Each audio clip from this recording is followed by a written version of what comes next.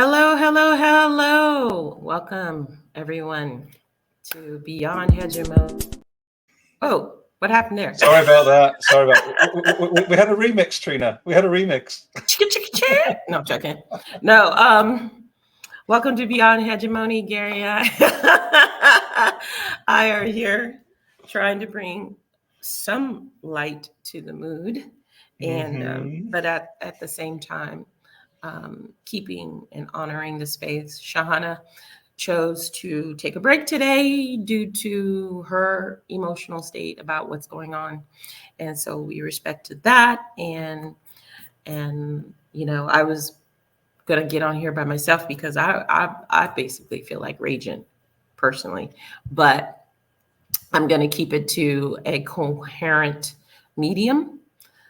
But I think some things need to be said, and yeah, and I want to use my power, my voice of change, because a lot of times what people don't understand is that this little voice box has power in it, and it's spiraling out to reverberate and to connect with other people, even more powerful than these eyes sometimes.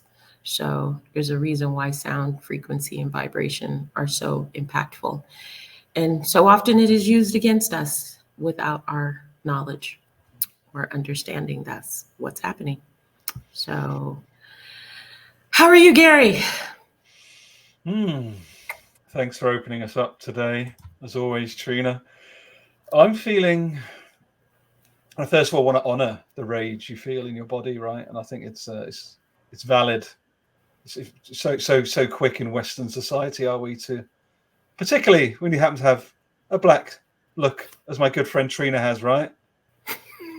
Nothing like a raging black woman, in the Western society.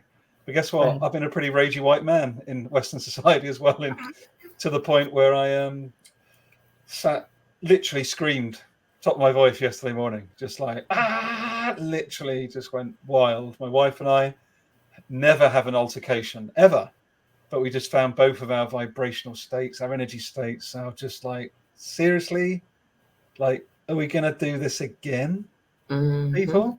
And then that acknowledgement, Trina, of like, guess what? It's not Trina, Sahana, Garry, my wife, your son. Like, it's not the 99% of people, right? Right. And it's just another reminder as we witness the horror show that is Rafa at the moment, the horror show that is the Congo, the horror show that is West Papua. These are all interconnected and connected so-called conflicts, but they're not conflicts. They're oppressive acts by Western governments. And it's really important, people, we realize what's happening. Yes, I might get kept in relative comfort, Trina in her version of comfort, but in the end, if I'm feeling comfortable, it's because someone's got next to nothing or worse. Right.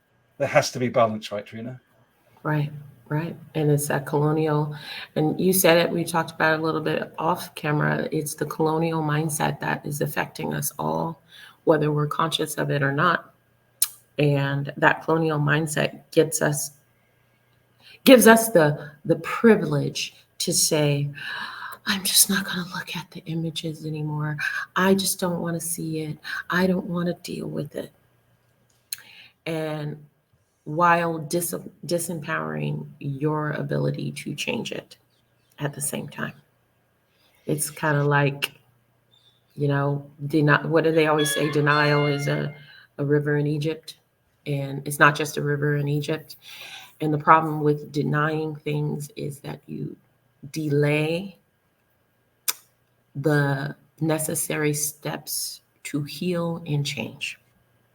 The more you deny something is there, or the more that you say, I don't want to look at this, I don't want to deal with this, the more you help perpetuate the problem.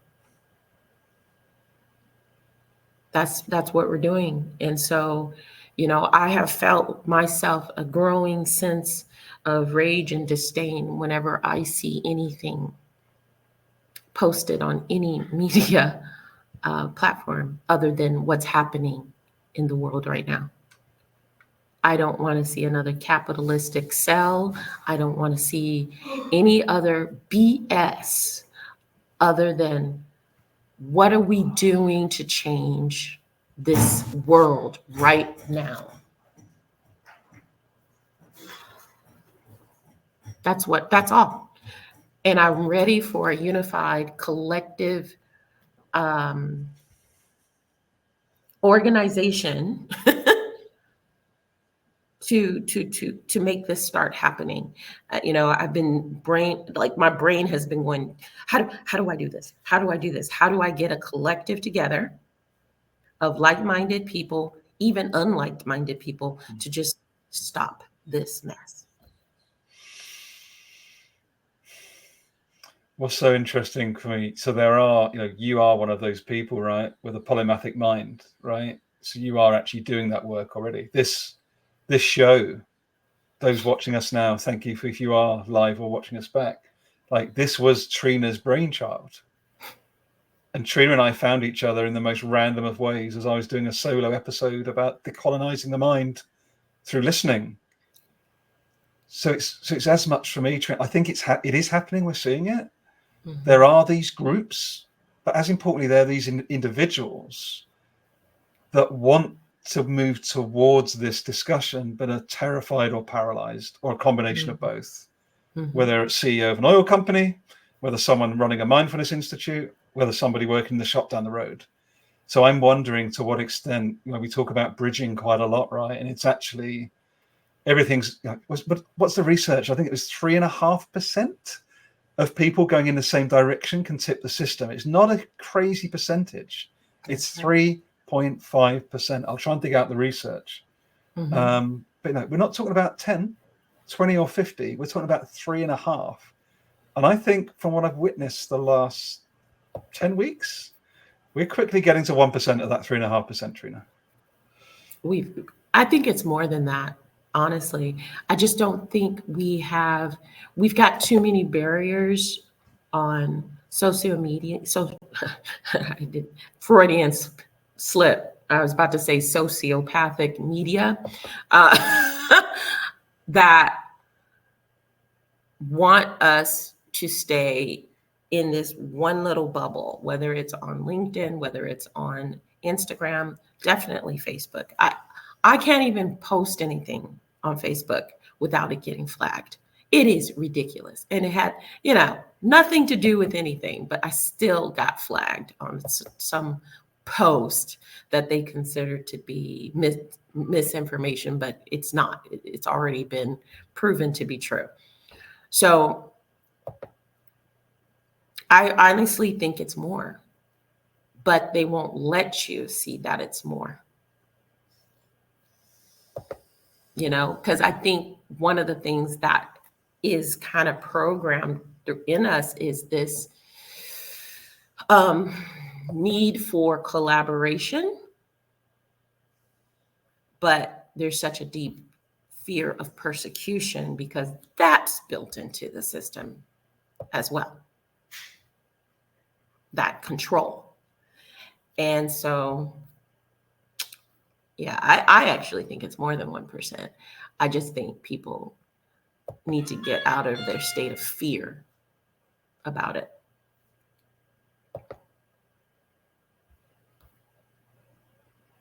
It looks like Gary's connection is faltering here. Hold on. You still there, Gary? Okay. Gary, have you got me? Yeah, I got you now. Okay, cool. It was very weird looking at myself with that still image, but thanks for your shares. It's okay. It's okay. Sociopathic media. I like that, by the way. Well, I just recently wrote an article for Medium where I'm talking about the mechanics of all of this. And I think one of the things is that everything is purposely separated and segmented so that you can't figure out who's pulling the strings and why they're doing things in a particular way. And it's just kind of I call it the mechanics of hegemonic control, an expose of global oppression. And I start with poisoning the food supply. Best way to break down anything is to make people incoherent and unaware and disconnected from their bodies. Mm-hmm. Yeah. So we're ingesting a lot of poison and purposefully created poison. Could I invite you, Trina, to share a link to it in the chat so people can find it? Sure. Let me get it here. There it is. I'll put the friend link up, even though I don't make any. It's my little trickling of pennies. Also, I still don't see the chat comments there on LinkedIn. I don't know why, but No, I don't anyways. know either. Strange. Yeah, it's so strange. It used to be populating, especially when we had people on the live, but it's not doing it now, so it's weird. But I'm talking about how it all kind of matriculates into where we are now, into our awakening of it, and how we're going to need to stop. And I think that was one of the things that we really vibed on when I kept saying we just need to stop. Mm-hmm. And that keeps reverberating in my mind, Garry, because what does stop mean? So in the article, I broke it down to stand together, oppose persecution. And I know we can. Can stands for can, collectively awaken now. You know, there's so much, there's nothing we can do. There's nothing we can do. There's so much of that in the colonized mind. Mm-hmm.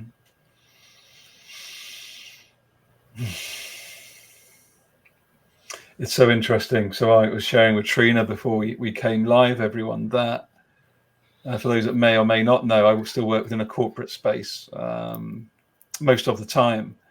And it's really interesting that some Western European customers in the global supply chain are now starting to ask questions and going, hey, actually, are the raw materials that I'm buying from you, do they come from an unjust supply chain? Mm. And what's really interesting, there is not a single supply chain on the planet that is not unjust. Mm. Which I think is really important thing for us to start to have without judgment, without shame, but just to realize, as Trina shares in this beautiful blog, like the iPhone the iPhone in our pockets, the cars that we drive, the glasses we're wearing, the clothes we're wearing, the food we're eating, there are costs to human beings and ecosystems in the global majority that are very rarely represented in the true externalized cost of the things we buy. That's right. And when I mean externalized, I mean the full, all-included cost. If you include biodiversity collapse, true cost to waterways, cost to our bodies, etc.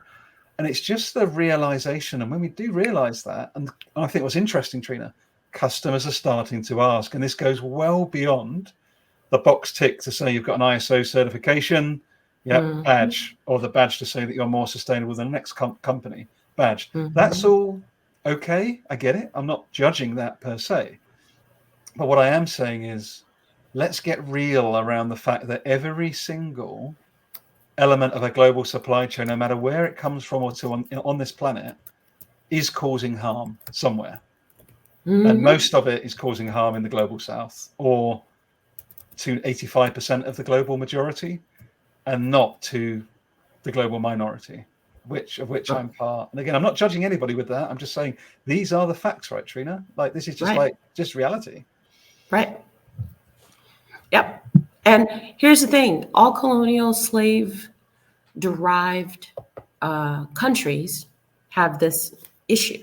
And because we have one country called the West, or I won't even call it the US, the West is a conglomerate Mhm. of psychopaths who believe in their ordained right to rule over other people. And we can go all the way back to antiquities and talk about the Sumerian tablets and talk about a lot of different, civilizations who basically had that psychopathy, and it's been perpetuated all the way through time, from in the Roman Empire and now, because I think now is the time where the Roman Empire is actually falling.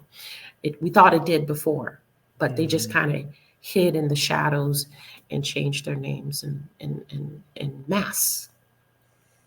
So, but this cycle of oppressive, violent imperialism is built into the very fabric of our existence. And so a lot of people, I think, are just afraid to know an alternative. Like, what would I have to give up? Well, you're going to have to give up something.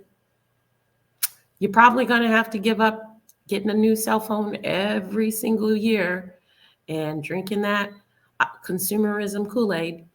You're going to have to give it up. You're going to have to probably give up the ideal of your superiority over somebody else, because you haven't recognized that it's been built into you because you feel like crap about yourself, Oh, my phone's ringing. I don't know who that is. Hold on. Be right back. I actually thought, I'll hold space for a second. I thought that was actually Hello? Trina's son Hello. whistling, which is pretty cool. Are you here? Just to continue this for a moment while Trina comes back, Okay. I think what's particularly important right now, and I'm doing a lot of work myself, both personally but also within the sector that I'm part of, the extractive industries, is that we can ask more searching questions. We can ask and follow the money. The organizations that we work for, the organizations that we serve, if we're consultants or external partners, like, where does the source of funding come from if you follow that right the way back? Now, of course, everything will go right the way back to financial services. Everything will go right the way back towards, multinational companies. It will go back to high net worth individuals. I was just saying, Trina, my invitation is for anyone that's watching or watching back is what we can do in this situation, because we do have to survive within a currently capitalist system. Like, we do have roofs to put over our head, we do have food to put on the table, etc. But how we do that, how we embody and gesture towards something very different, is the opportunity, I believe, which is we can still ask curious questions of power holders, stakeholders. Where's our money come from? How do I get my salary paid?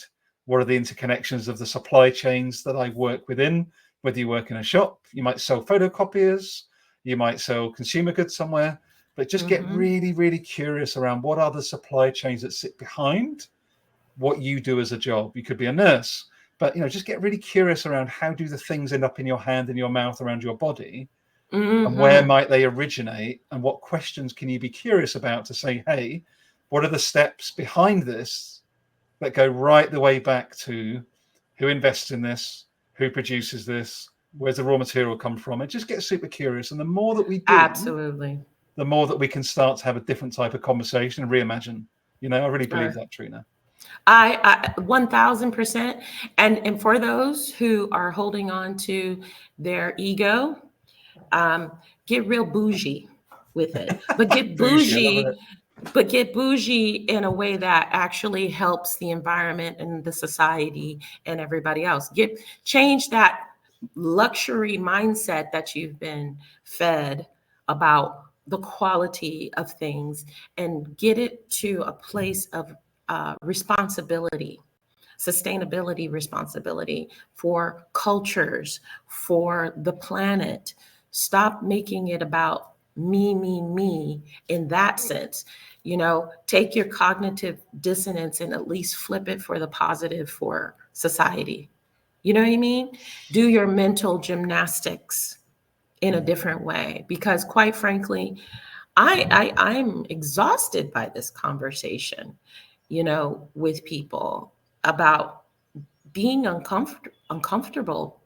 But the truth is that discomfort is the only place where healing begins. There's no other place. Everybody, no matter where you are in your economical, social, cultural way, the only way healing starts is with the discomfort that comes from you just can't stand yourself anymore. Jason, I'd love to build on that, Trina, and just say, and again, it's continuous work, right? Nobody outside of you, nothing outside of you is going to change the world outside for you. That's right. Right. Healing is a deeply individual, but also collective act. And to do both is incredibly powerful. It's definitely been my experience anyways, the individual and the collective. Don't do it on your own, because that is where we go into paralysis and just get stuck. Yeah. Some of us, I would say that my healing journey has been absolutely on my own. No, interesting. Okay. And here's the interesting part is that this has been me since I was a little kid. Fundamentally knowing that something is wrong, fundamentally knowing that that people are trying to force me into being someone or something that I am not, and that I'm more than that, and just fighting with the world in a sense to say I'm fine the way I am. Maybe it's my ADD mind, but I have always had somebody trying to change me and make me into their version of what makes them comfortable. Now, if I was doing things to make people uncomfortable, it'd be a different story. That's not how I flow. I flow in just trying to be light. But when you live in such a society that's full of so much darkness, and accepted that darkness as normal, it can be very uncomfortable. So I was asking myself, and I'm so grateful to Garry. I'm grateful, Sahana. I'm grateful to the few handful of people that I have in my life for affirming that I'm okay. I'm not, I've never gone out of my life, hurt another human being. You know what I mean? Except for maybe a few mosquitoes.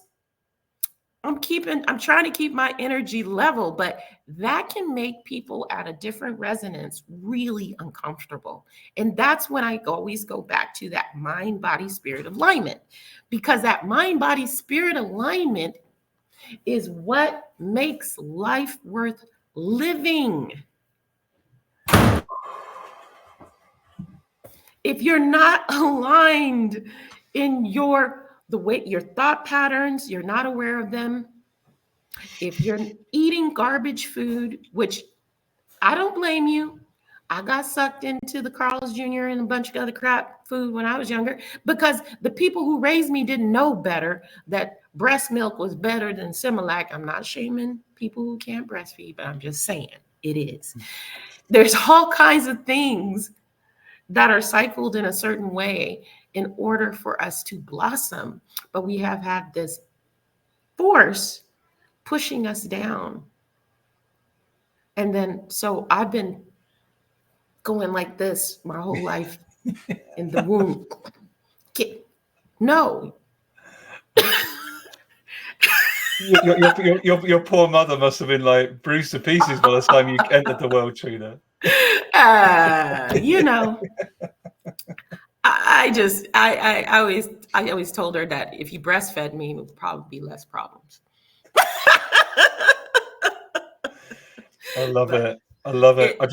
Excuse me looking down just now. I was just wanting to check because it says LinkedIn user, but it's actually Austin. And I just wanted to say, Austin, thanks for joining us. And what a great comment. What a great comment he shared here. What did he say? My grandma used to say, if we don't talk about it, we only have... Exactly. Exactly. This whole mindset of fear. And I want people to know, if you're one of those people who keeps saying that I just can't, or I can't see the pictures. I get that. I'm not looking at the pictures either. But if you're not acknowledging it's happening and you're trying to go la la land someplace else, you really are a part of the problem. I hate to tell you this. You're not murdering anybody. You're not, but your complicity and your complacency is not contributing to the change. You know, that stop, that word stop means stop buying the resources, like Garry was saying. Be very, very curious and rebellious about where you contribute your dollars. Stop being afraid to speak, because we almost didn't do today. Okay? Because there was a part of both of us that just was hurting so much. And we said, no, that's what they want. No, I'm not giving them the pleasure of stopping my power, which is my voice. It may seem like nothing, but if we all reverberate and there's all these studies. You ever see those meditation studies, Garry? Yeah, absolutely. And heart math and things like this, really interesting. Really, really. Yeah. I think I heard something that those studies, the heart is 5,000 times more powerful than the brain. That's right. It's called neural sensory. We have neural sensories in our heart. And we also have it in our gut too. That's why mind, body, spirit. They knew this. They knew that if you corrupt the gut flora, our brain there messes with our heart and our brain on the top of our head. So that's why you must do this alignment. This is why it's my focus in my practice and what I do. And sometimes people have a really hard time. The hardest part is changing what you eat. Because they've invested so many billions of dollars in giving food flavor profiles that are non-existent, that trick the body, that trick the pleasure sensors in our brain, that triple or pick up serotonin and dopamine.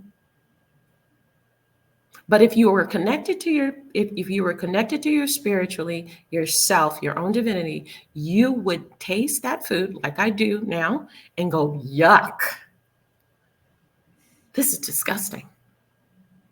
Or recognize all you're tasting is salt, sugar, or some sour citric acid or something they put in it. But that's all. I'd love to bring this to life, just very briefly, if I may. It's so powerful what you're showing. And I'm like saying, I've written before about Western addiction, because full disclosure, soft drinks are still something I have issues with. I stopped drinking them for months and then I fall back onto them because exactly what Trina's described, right? Partly consumer culture, partly lack of control, whatever, right? I'm going to own it. But it's a continue. But that's me being conscious, right? Imagine people that are completely unconscious, just grabbing every single thing off the shelf that's possible. All you've got to do is look at who are the biggest global multinational companies: Pepsi, Danone, Coca-Cola, Unilever. Now, all of these are big customers in the sector I'm part of, right? That's right. But we need to get really curious around who and what does this whole hegemonic structure serve? And in the end, it isn't the 99% of people on the planet. It's shareholder primacy. It's profits that are getting it. And if you look even in the UK, Trina, and this is what Beyond Hegemony looks like. Beyond Hegemony is equal, just, inclusive, co-creative, based on sharing, right? It's not a massive, it's not Pollyanna. It really, really isn't. No. But what we're currently exiting is systems based on colonial thinking. They are oppressive, they are divisive, and they are what is literally falling out in UK politics at the moment. Oh, And in and in US politics, like we're literally watching your son would offer infinitely better debate, constructive, reflective, forward-looking than most of these adult 40, 50-year-olds that are just desperate to cling onto power. It's unbelievable, Trina. It's unbelievable. No, I keep an eye on it because, even though Stop. I'm American, it's all connected, That Sunak guy and that Silverman woman, I find it hilarious. They're both Indian descent. It's like, what does that tell me about the current structures? Who are the power players right now in that global scene? I know that India is part of it, and what I find to be interesting is that India is part of BRICS. Everybody's talking about BRICS. I said, I really don't understand the logic of championing another colonial or imperialistic country. Like, it's always this pick one or the other, but they're all the same. I don't see any difference between Russia, China, India, or South Africa. Maybe I like South Africa because they put Israel on blast. But all I see throughout history is the same mentality, the same people jockeying for power position to oppress. Yeah. And us collectively going, okay. But why are we going okay? Because the system's designed that whether you're on $1 billion per year, $1 million per year, or $10,000 a year, this is a really important point. Everyone's is conditioned to feel in survival mode because It's never ever enough. Whether it's $1 billion, $1 million, or $10,000, it's never enough because everything's been the marketing, the media, voting, everything's telling you will be okay when. Not you are enough. And when we reclaim that power, back from the system, right? It's like, and that's what's happening now with the student encampments. It's what's happening with us on this call. Like, the most powerful thing on this planet right now, people, is you. Go inside, do the work, remember your power, use it in healthy decolonial community-based ways, and things shift like overnight. Like, literally, like I'm so like, I work literally. Honestly, Trina, I work with so many people and I'm watching them, right? Kids in private school, massive mortgages, lovely holidays in the Caribbean. I get it. It's wonderful. I love that for you. But don't whinge at me that you're not getting this, you're not getting that, or this isn't happening, or that's not. Like, calm down. Like, make your choice. Like, make your choice. Like, conform to the system, take the money and just switch off. And that's your choice. But don't complain then. Don't complain when it's falling apart. Be part of trying to make it better. Exactly. And there's a reason why it's falling apart. Things fall apart when they're not sustainable. Nature doesn't fall apart. Nature does nature. When we get in the way of nature, then nature dies. Because we are trying to control what shouldn't be controlled. Instead of living within the nature of the cosmic world the way we should, we're trying, where few are trying, to command it and control it. And it's not going to work. It never has been. How many civilizations must fall before they get it in their psychotic minds that they can't control it? Because we're 99%, right? And there's this small percentage of hegemonic psychopaths out here trying to do the same thing over and over. It's not working. It's never been working. Do you remember that Caucasian guy? Quite a clever guy. I think he was called Einstein. It's a definition of insanity to keep doing the same thing. It was actually his wife. Yeah. No. Probably was. I'm sure you're right. But you know what I mean? That, like, but it is bizarre that these systems that are falling apart are predicated on rinse and repeat of exactly the same thing and expecting a different result. No, it's not true. Expecting the same result, and then we're sitting here going, but why are you hurting the climate? Why do these people still feel oppressed? Why is all this damage happening? You're like, because we keep doing the same things, not wanting a different result. Einstein's quote is spot on, but those with power don't want a different result, and that's why things are collapsing. Yeah. Yeah. Well, because what happens is that we get this collective awakening. I've been looking at this. It's like the uptick of rebellions, civil dissent. All of this comes at the time of another fall, right? Mm-hmm. And what they do, I don't know who they are in the bigger picture, or whether they is the matrix system or whatever theory that you have. But what happens is that they just say, okay, reset. And then the same people or the same entities keep that cycle going and on and on and on, you know? And so we are powerful if we go in, tap into that power and stop giving it away, you know? And just, God, I don't know how many times I got to say it, just stop, you know? Just stop. How about some invitations, Trina? Like going inside means like you do a lot of work around trauma, you do a lot around coaching and helping people sense and feel into this. What are some practical invitations from you today to anyone that might watch or watch back to because to stop, right? I know, like my gorgeous wife, like particularly mums, like you're conditioned to run, because if you stop and give your time permission to stop and be on your own, my God, you're a shit mum. You're an awful mum if you take time for yourself. That's one of the patterns, right, of hegemony, is how dare you take time for yourself and rest, mother.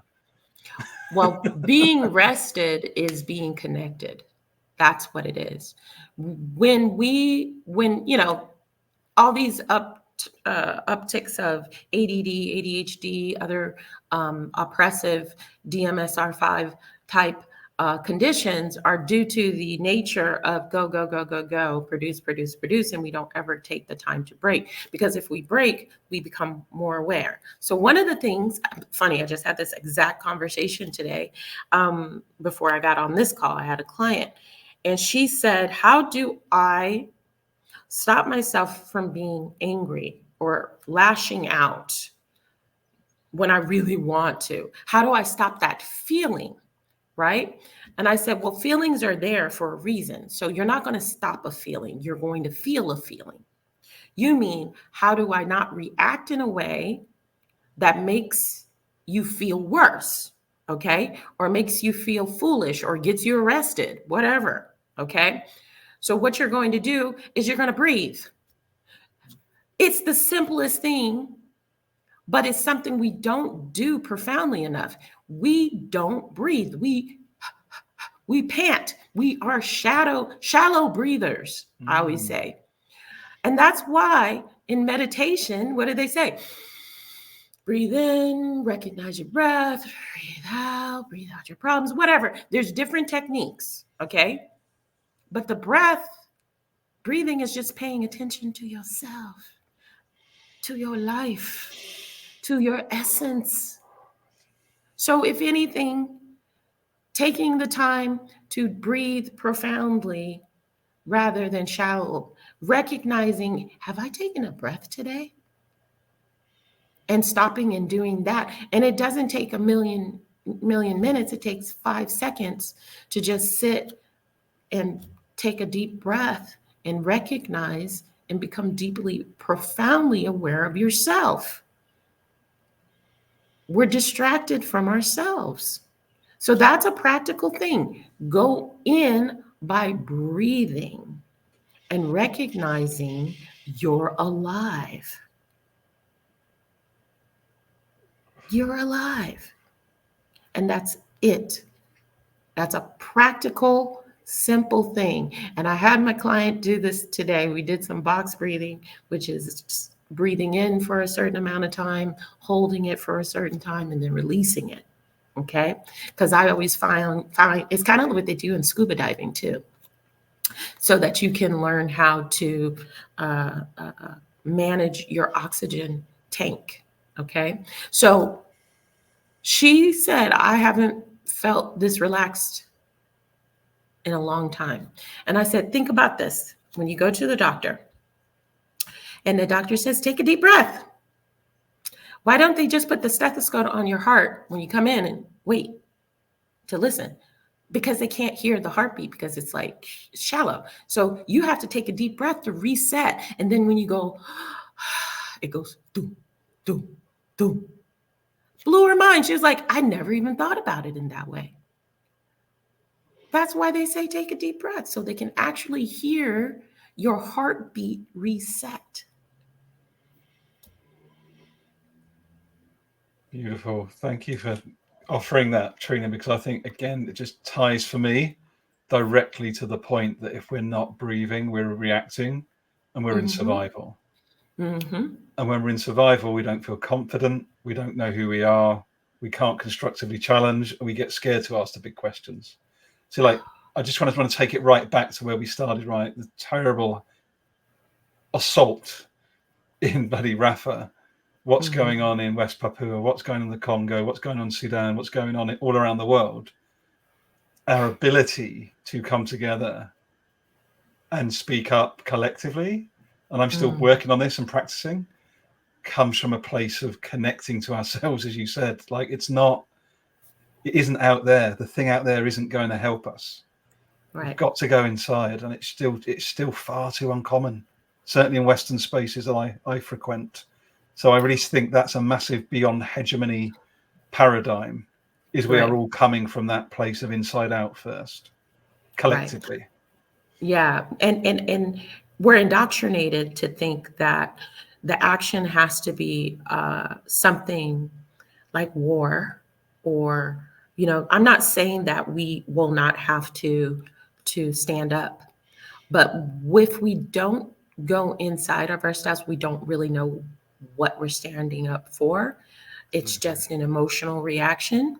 And I always say that most of these leaders are just boys with toys, and they're invested in so much in their ego, and they avoid going in so much that they're just spewing out all their trauma on a very unconscious level, And so I don't know how to make someone like that change. I don't. I've never dealt with anybody on that level. But I do know from my experience, and thank goodness my success with a lot of clients, the ability to create a change is deeply embedded with your emotional state and an ability to feel the change that you want right now. So basically, if you want something to change, you have to go inside and feel the sensation of what that change feels like, and you have to see it become a reality. And feel the emotion, and feel the joy, and feel the peace, whatever it is. I have 3 phones, they're all beeping. So You're popular, Trina. You're popular. yeah, I've got a client right after this. So here's something, and I want to like end this with this little piece just to demonstrate what I'm talking about. Every day for about a week, I've been watching these videos called country living vlog, and it's in Azerbaijan. This old couple, little Russian couple, and they're up in the mountains of the Shandog Mountains. Absolutely breathtaking. The video has no voice, just the sounds of nature. And she's in there making bread, or she's doing something delicious. My stomach always just growling after I'm watching it. They're harvesting berries, and they're showing their cats and the ducks and the chickens, and you hear the bees buzzing. It is the most peaceful sensory journey. And one day I was just in this like blissful mood, just watching it, cheesing, going, this is so cool. Oh my God, look at that. That's so amazing. And I go, I want to go there. I want to go there. So for 20 years, I've been teaching English as a second language as a side gig, right? So I'm on all these different blogs, right? Like different websites. And I get offers a lot, in my inbox. So you're still teaching? Do you want to do here? Do you want to work there? So I traveled the world teaching English. That's how I did it before I had my son. I get a offer from Azerbaijan. I have never, ever gotten a job offer from there. Never. And I got 2 in 1 week. After me saying, gosh, and being in the motions and feeling the joy and just being so happy to watch this life of this cute old married couple that must have been married 30 years, doing harvesting, being human, in this beautiful atmosphere. And I was so into it. The universe just brought to me a couple job offers. I don't know if I'm going to take it, but I want you to know that everybody, single person listening to this live right now has that capacity. It's not magic in the sense of abracadabra, but it's you bringing your vibration up to a level and demanding what you want, but doing it from a place of joy. Let's everybody try that. So I want this crap in Rafa to end. I want there to be accountability. And I want everybody to take a moment and project, enjoy what would it feel like to have all those displaced people in their rebuilt homes, their families reconnected, the martyred people honored, and Palestinians getting the statehood and an observation of humanity that they have been deprived of for 76 years. How that would feel for everybody in the world. So I know I'd be happy. I'm happy with the thought of it. It's a beautiful way to end, Trina. Thank you, anyone that joined or watches us back. You'll be able to find this on the podcast that Trina kindly curates and uploads onto Spotify and other areas. And let's keep everyone in our hearts all around the world that are in unnecessary conflicts right now, and let's keep these vibrations high as we can. Right, and that goes out to Congo, Sudan, and Yemen, wherever you have been unjustly oppressed and harmed. I want you to know that I have so much love and compassion in my heart, because it could be us one day. It could be me one day if we don't change this. Much love, one and all. Take care. Bye.